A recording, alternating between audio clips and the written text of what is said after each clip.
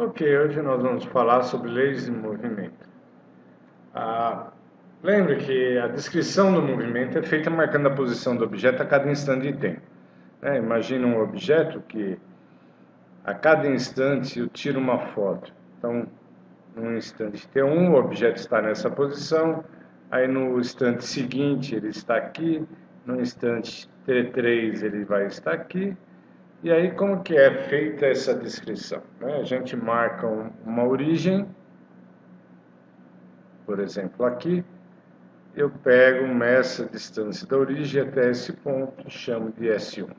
Então, eu venho aqui numa tabela, T1, S1. Depois, no instante T2, meço a distância da origem até T2, até esse ponto.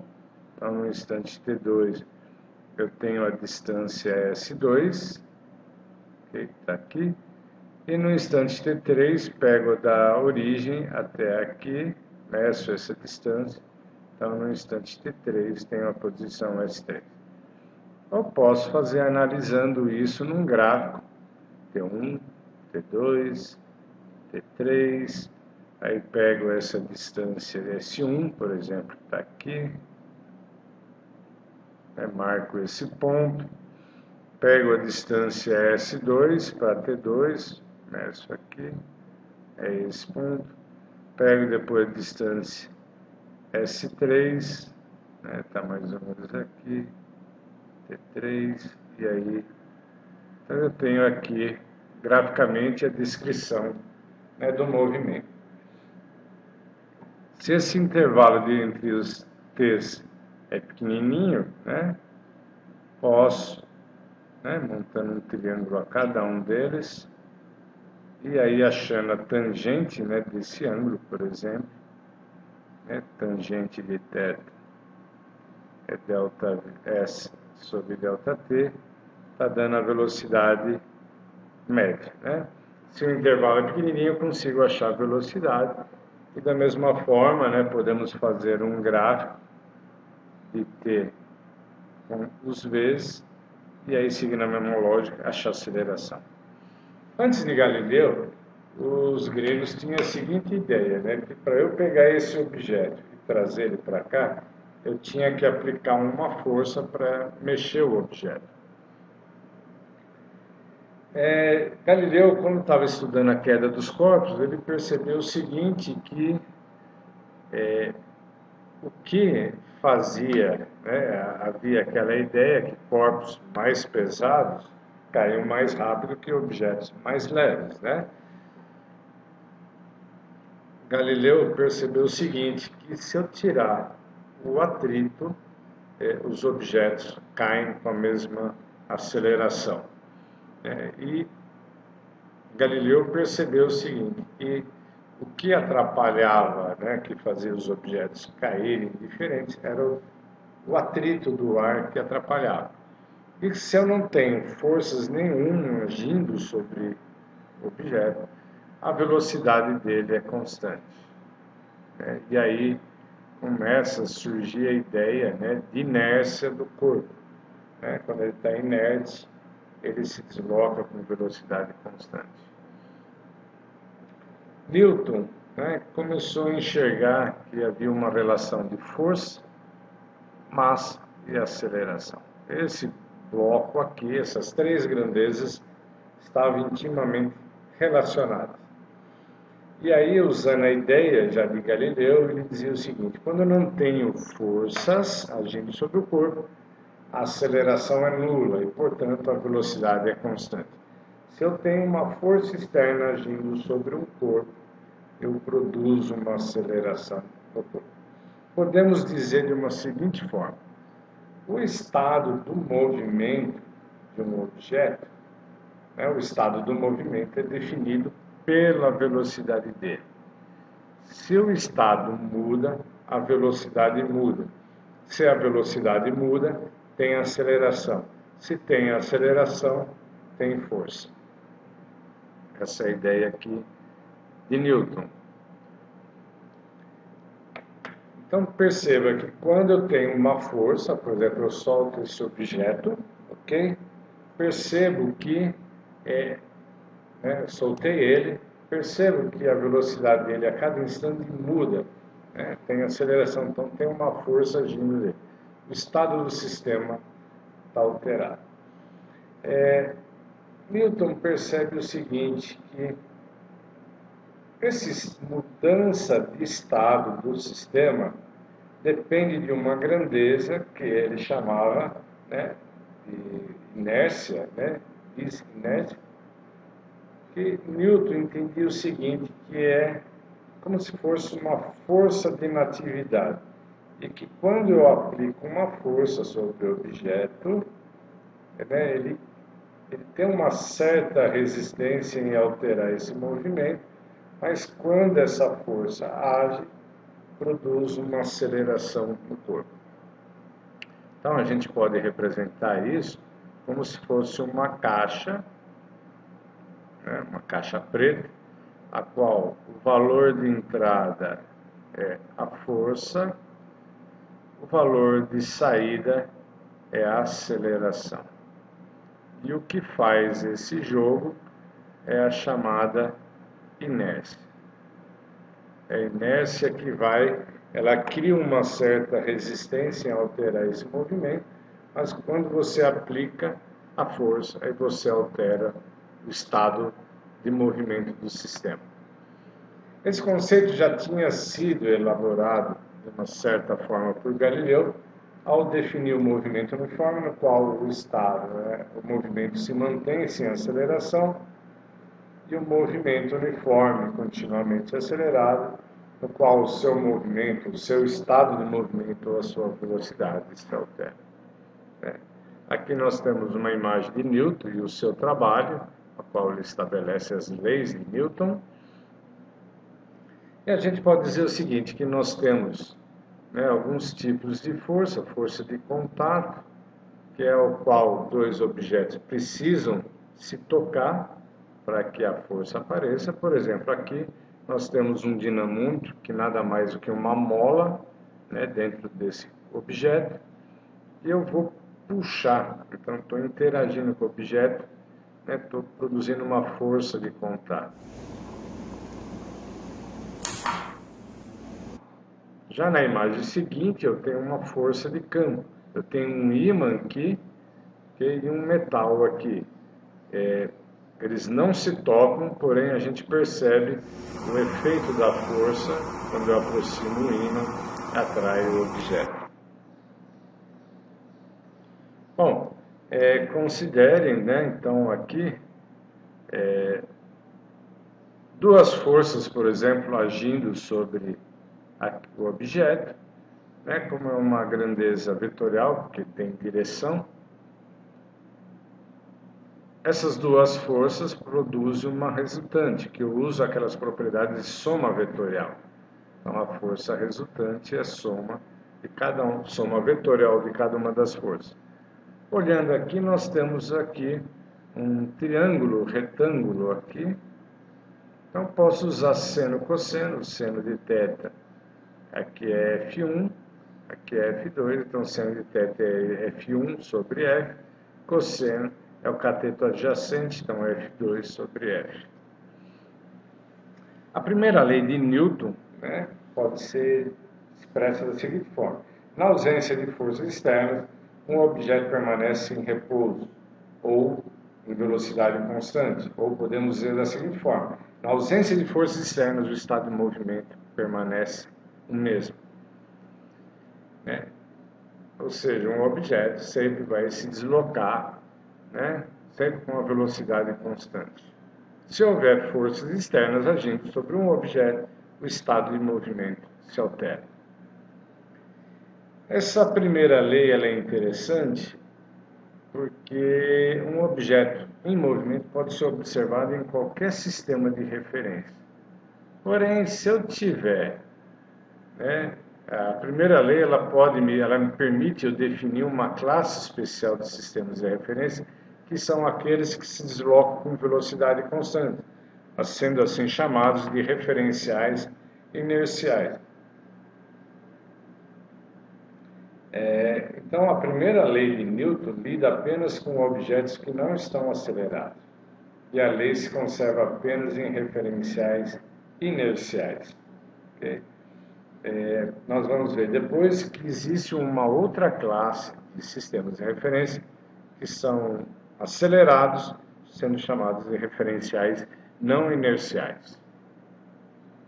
E também tem uma propriedade que qualquer sistema de referência que se move com velocidade constante em relação ao referencial inercial, ele é também um referencial inercial.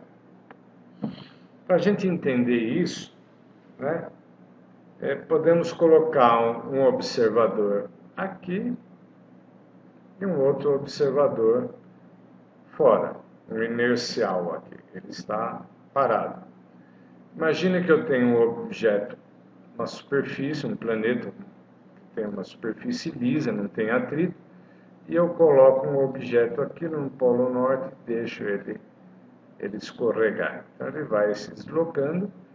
Para o referencial inercial, né, o referencial inercial vai ver esse objeto acompanhando a superfície do planeta.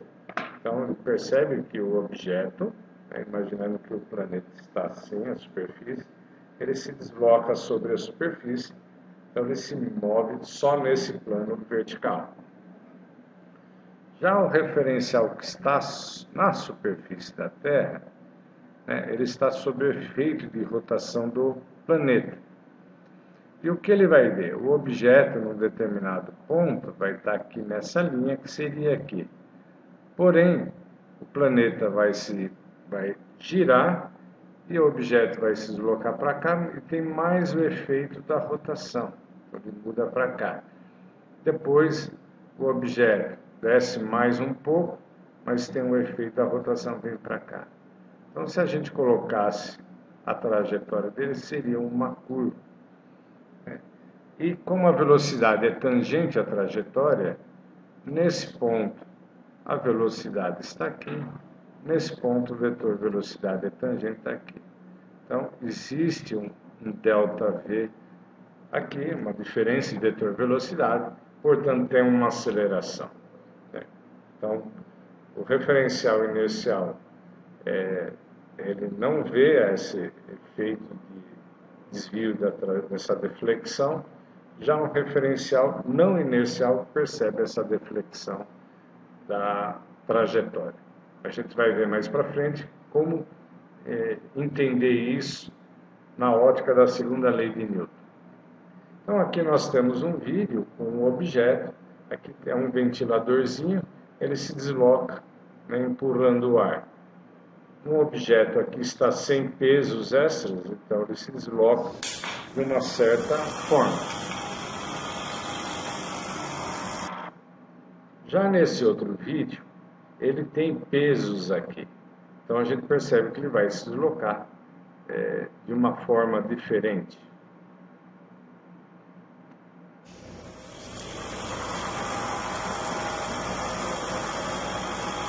Veja que ele anda mais devagar do que em relação ao caso anterior. Existe, portanto, né, nesse caso aqui, a mesma força está sendo aplicada no carrinho, que é o ventilador.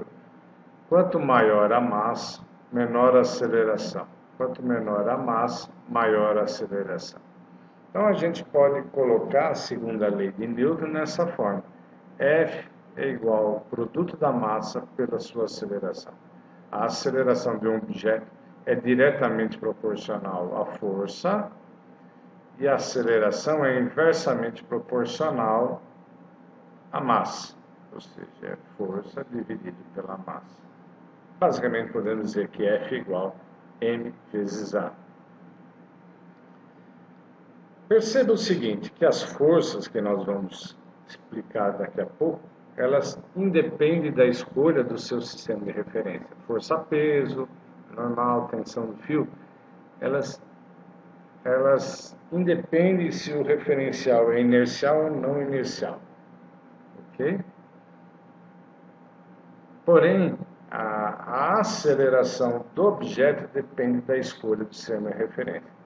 Nesse caso aqui, por exemplo, em que eu tinha um referencial inercial aqui, ele vai ver o objeto escorregando na superfície do planeta, né, a força peso, que é devido à ação da gravidade, ele é a mesma, né? Ou imaginando isso um objeto, não um planeta, mas um objeto agora, uma esfera, um objeto esférico. Eu ponho o objeto aqui na superfície, aqui no polo norte do objeto. A única força que vai existir para baixo aqui é a força que a Terra atrai esse objeto para baixo. Então, olhando ele, a força peso está para baixo, força gravitacional, e ele vai escorregar seguindo a trajetória desse objeto, okay? Que está girando com uma certa velocidade. Portanto, a descrição da segunda lei para ele vai ser F, né, é igual a m vezes a, onde aqui a aceleração tem uma componente, né, um dos componentes é vertical, que é igual à gravidade. Já o referencial não inercial também vai enxergar essa força gravitacional que age sobre o objeto, porém, como ele vai poder explicar essa deflexão que tem na trajetória do corpo? Isso ele tem que enfiar a mão nesse lado da equação, porque as forças não dependem da escolha do semi-referente. Então, para descrever essa trajetória, aqui ele tem que enfiar o efeito de rotação desse objeto para que ele consiga descrever essa trajetória, enquanto que o referencial não inercial não precisa fazer isso. Da mesma forma, podemos olhar aqui uma balança pesando um peixe. Para o referencial inercial, ele vai ver todo o bloco aqui, todo o conjunto ser acelerado. Então, ele vai escrever, né, ele vai enxergar duas forças aqui, a da balança e do peso. Ele vai falar, bom, T menos peso igual a MA, onde A é a aceleração do corpo, do elevador. Né? E aí ele percebe que o valor da tensão, que o valor que a balança acusa é maior. Já nesse caso, ele vai dizer o seguinte, bom, o peso do objeto menos a tensão é igual a MA. Então, a tensão vai ser o peso menos MA. É um valor menor que vai acusar na balança. Já o referencial não inercial, ele está sendo acelerado junto com o sistema. Então, para ele aqui, né, ele vai escrever da mesma forma, T menos peso, mas como os valores mudam, ele vai ter que enfiar essa informação aqui de uma outra forma que ele tem que descrever isso, para poder refletir essa mudança de valores.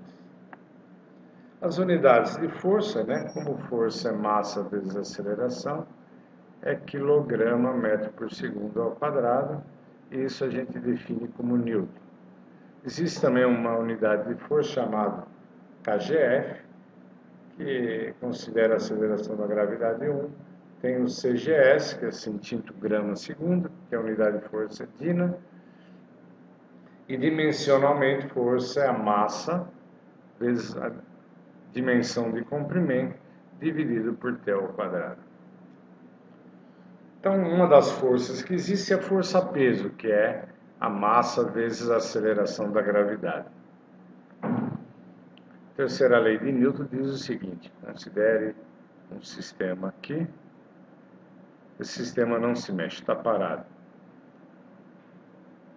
Objeto 1 atrai o objeto 2 e o objeto 2 atrai o objeto 1. Então, temos aqui as forças 1, 2 e forças 2, 1.